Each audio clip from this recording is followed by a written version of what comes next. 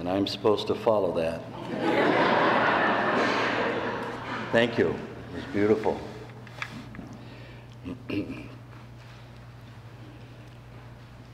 I offer these words in this reading this morning as a gift to you from a very gifted friend of mine, the late Reverend Lee Reed.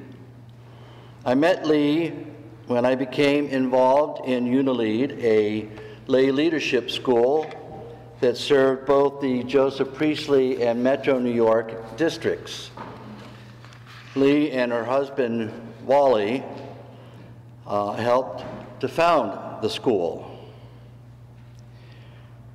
It was during my involvement as a student facilitator and then president that I found my way to ministry. Lee, who in her flowing, long red hair and a look of bliss constantly on her face that grounded you immediately. Lee and the Reverend Eleanor Artman guided me and supported me into my ministry, which I thought was just not that long ago. Lee served the Unitarian Universalists of the Society of the Palisades, which she helped start. These words were part of her last newsletter article. She was killed on November 22nd, 1996, by a hit-and-run driver as she crossed the road to get to a board meeting.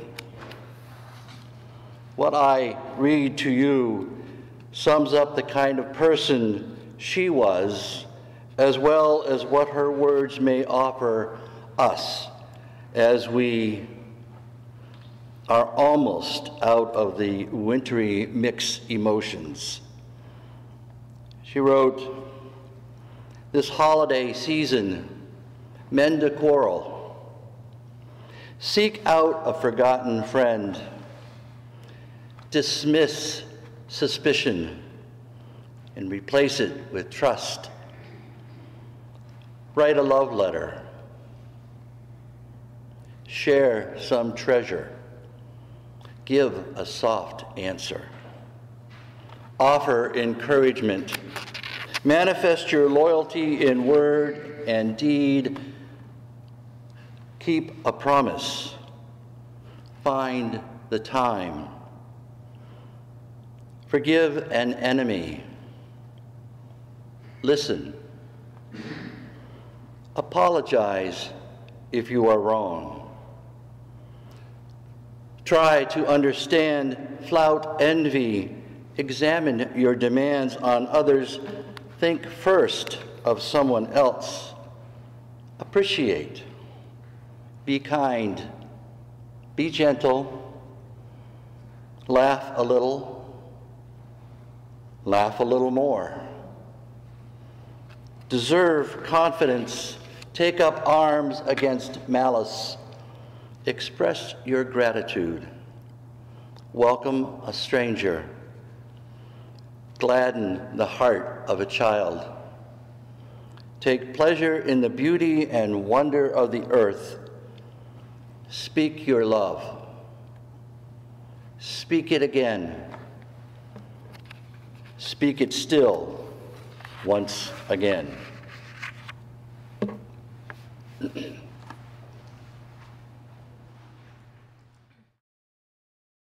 The sermon this morning doesn't seem quite as apropos as it did at least a week ago. And I suppose you've gotten some snow up here. We have not gotten much down in Sussex County, Delaware, which has really ruined my campaign for Ski Delaware. Then as I was walking into the parking lot, I saw a sign that said, "No snow here."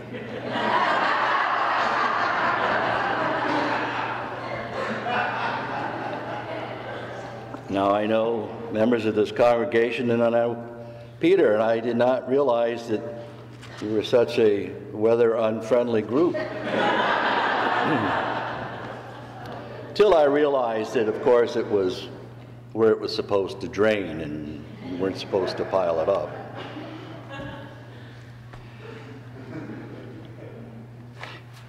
I think of Lee Reed from time to time, and Eleanor, and so many others, Carol among them, who have influenced me along the way. Now, while there are male colleagues who were and are still there for me and have influenced me in one way or another, I had the great fortune of coming into ministry when so many colleagues were women.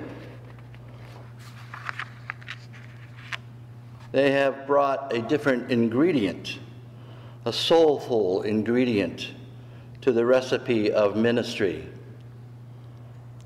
So this morning, that influence, that wisdom of spirit, is something I want to pass on, particularly for this time of year. For many, the bleak, cold, and dark winter, so as it was, brought with it a seasonal malaise, a depression. You know, despite the so-called warmish days now of March, I understand it's supposed to get up to 60 somewhere. Winter still has a tenacious hold. Some go south to warmer, sunnier climes, like your good minister, Reverend Peter, while the rest of us stay up here. Some buy those special sunshine lamps. I feel that there are other ways as well to confront this time of year. Personally, I love the cold, not the freezing wind that drives the reality of that cold deeper into your body and spirit. And I do cherish the ever-promising snow. I've not given up, not quite yet. You see, it's in my DNA, I suppose, my Yankee weirdness. I do know firsthand that lousy bit, the dark pit, the feel of being inside an impenetrable bubble where sight and sound are muffled, the panic and anxiety. For too many, the cold and short daylight simply emphasize the feeling. And if this is not something you normally feel, I have either made it worse or foisted it upon you. Not to worry.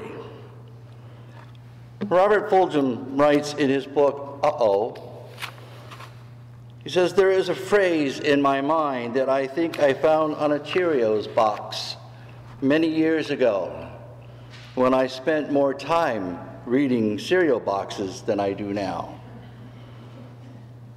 The phrase, the minimum daily requirement, referring, of course, to all the vitamins and such that Monsanto feels the need to add. I hope there are no Monsanto people here. I apologize profusely. I didn't mean anything negative. What is the daily requirement? He asked. What do I really have to have day by day to get by? And isn't that the question for this time of year? Are we not enough? Do we not have enough to get by on? What do we need to get by on? What are our daily requirements? And who figures that one out? Some might point to the goddess. She, however, is too busy creating the weather. Not enough snow, but the weather. I have just discovered a wonderful, quirky, and quaint Japanese essayist, Yoshida Kenko. Kenko was a contemporary of Dante's, writing around the 13th, 14th century. He observes the following in his wonderfully entitled Essays in Idleness: a remedy of sort for the winter blues. He writes, to sit alone in the lamplight with a book spread out before you and hold intimate converse with men of unseen generation. Such is a pleasure beyond compare. Now, I assume his lamplight was made by Ott, that sun lamp company, and that women can hold such converse as well, but the image just captures so much for me. It is a practice made in solitude, but not really loneliness. The reader, you see, has the great company of characters and places to keep him or her company. Again, I return to Fulgham, such a wise individual, from his book entitled, What on Earth Have I Done? He notes that Thoreau's line, often quoted, the man who goes each day to the village to hear the latest news has not heard from himself in a long time.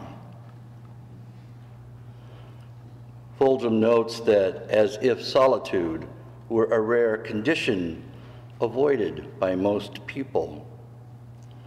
He also notes that the contrary was true, that the man who hears only from himself most of the time needs to get in touch with the village. Now, we know that Thoreau walked the 2 miles into Concord almost every day, and he welcomed visitors to Walden Pond. We also know that Thoreau did move back to the city after 2 years of solitude. Kenko may have talked about the same solitary activity, but he was in communication with the stuff in books, even though from time to time he spent days and evenings in the emperor's court. I like my solitude, but I am not alone. I do have the characters and places and books. I have the voices of my guitars. But so often we fall into the place of solitude where we listen to only the voice inside. We need, as Thoreau says, a village, a community. Now, some might argue that our electronic instant information world provides a kind of village, but I say no. There may still be a certain disconnect there, a distance. We need to be with our living, breathing brothers and sisters, our families, our friends, in times of distress.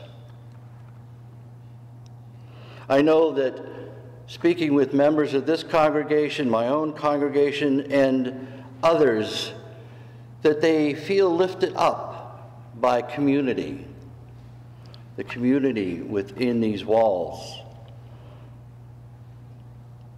They are lifted up by their faith as well. And see, we really are never alone. Even when we go out, there are so many to connect with. There are strangers on the street. There are fellow sufferers in physical therapy with you. There are companions even at separate tables in restaurants. They offer a company, a way out of our loneliness. That is at the heart of this time of year. We had been trapped inside the weather. We still may be. But we really do not need to travel very far from home to meet someone else. Our children,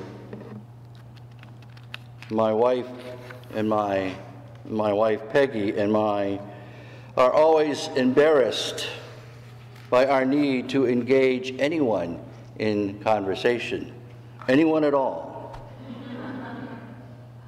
when we are out together or out on our own. But that practice means that we are seldom by ourselves. Besides, embarrassing your kids is such a delicious treat.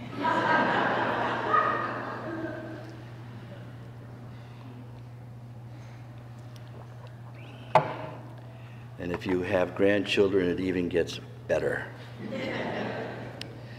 Lee Reed offered a sermon in which she talked about embracing darkness as well as light. A slightly different take on the fine balance of our ups and downs. She noted that darkness is uncluttered space, and that we need that. We need to let go of so much stuff, so much baggage, those things which trouble our minds. She says that as human beings, we are created to experience both joy and sorrow, not joy or sorrow, pleasure and pain, not pleasure or pain, and so on. We accept pain, she wrote, because it helps us to understand others. Matthew Fox, she noted, says that humanity must have both enlightenment and endarkment. Indeed, we need to learn the balance. She ended with the idea that we need to create place, safe places, such as this place, your congregation, like so many others, where we come together out of our solitude to hear the news of others and share our news, our pains and pleasures, all of those things that make us human. Some, though, feel that pains and such more than they should. But again, we need to help them find balance.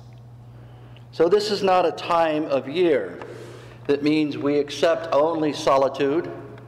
We need the company of friends and strangers to know that this church, like Thoreau's village, offers a much-needed haven, one that ensures company over solitude. Yes, listen to hear from yourself, but then reach out and hear from others. This is the place where that happens. This is the place where we think first of someone else. Appreciate, be kind, be gentle, laugh a little more, deserve confidence, take up arms against malice, express your gratitude, welcome a stranger, gladden the heart of a child, take pleasure in the beauty and wonder of the earth, speak your love, speak it again, speak it still once again. May it be so. May it be so.